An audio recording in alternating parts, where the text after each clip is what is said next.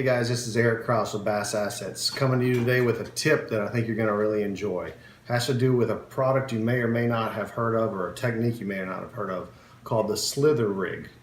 We're offering up some new Slither skirts, and I want to show you how to use these things and why they're deadly effective, especially in the thickest cover you can find.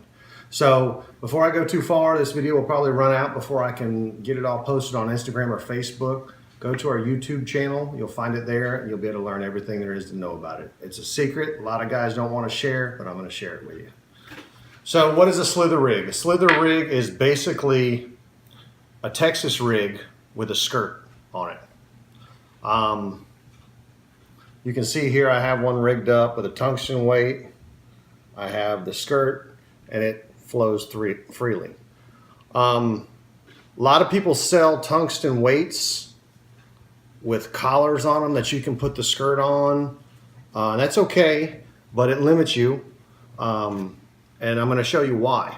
If you have a collar that just sits on the weight, that's all you're going to have. Either a collar, and if you want to take that skirt off because you don't want to have a skirt, you'll have a big collar thing on the bottom of the weight.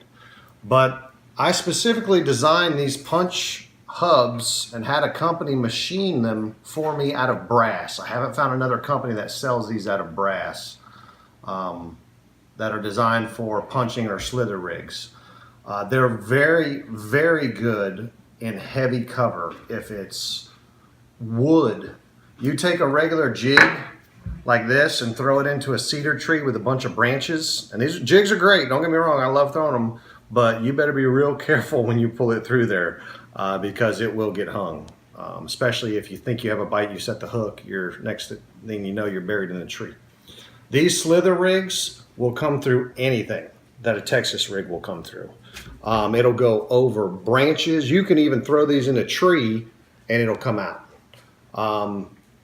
What this does, it allows you to spend more time on the water with your presentation proper to the fish. If you throw a jig, let's say you throw a jig in a laydown that you come across, bass are notorious in laydowns. Everybody fishes them.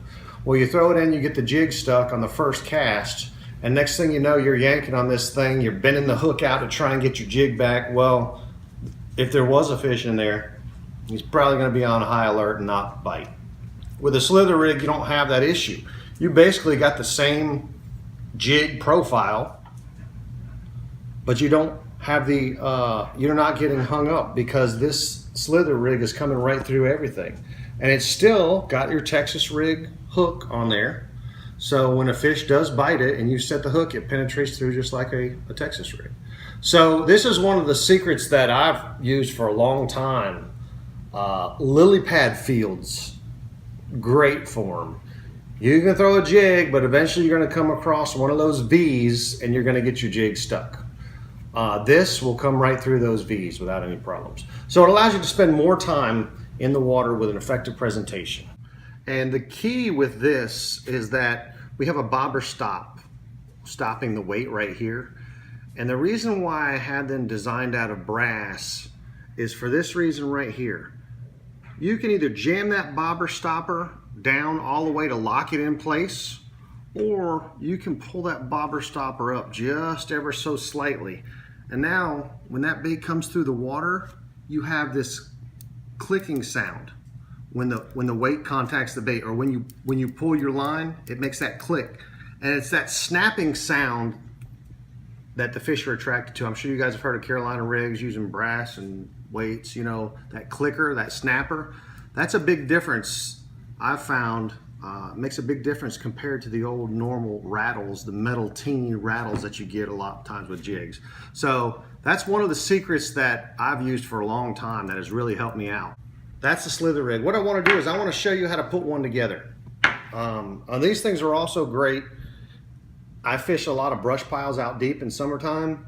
Can't tell you how many football jigs I've lost. Everybody's going to lose them, especially if you're putting them in the spots they need to be. These things will come through those brush piles with no problem. You'd be surprised.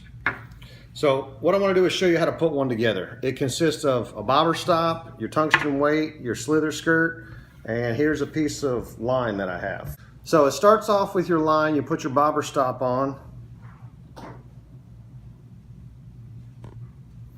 which is hard to do without my glasses because I'm old.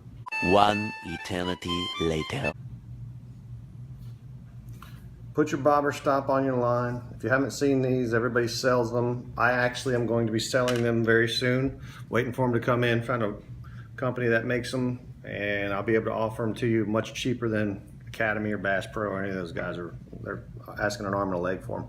So here's your rod. Here's the tag and the line. You put your bobber stopper on. You slide your tungsten weight on. You slide your Slither skirt on, like so. And I didn't bring a hook, but you would tie your hook on underneath that, and then you'd put your bait on. So what you would end up with is a bait that looks like so. So that's the Slither rig. I hope you learned something today. Give it a shot. I guarantee you'll be able to get this bait in places that you won't be able to get the other baits. Hope you learned something. Thanks.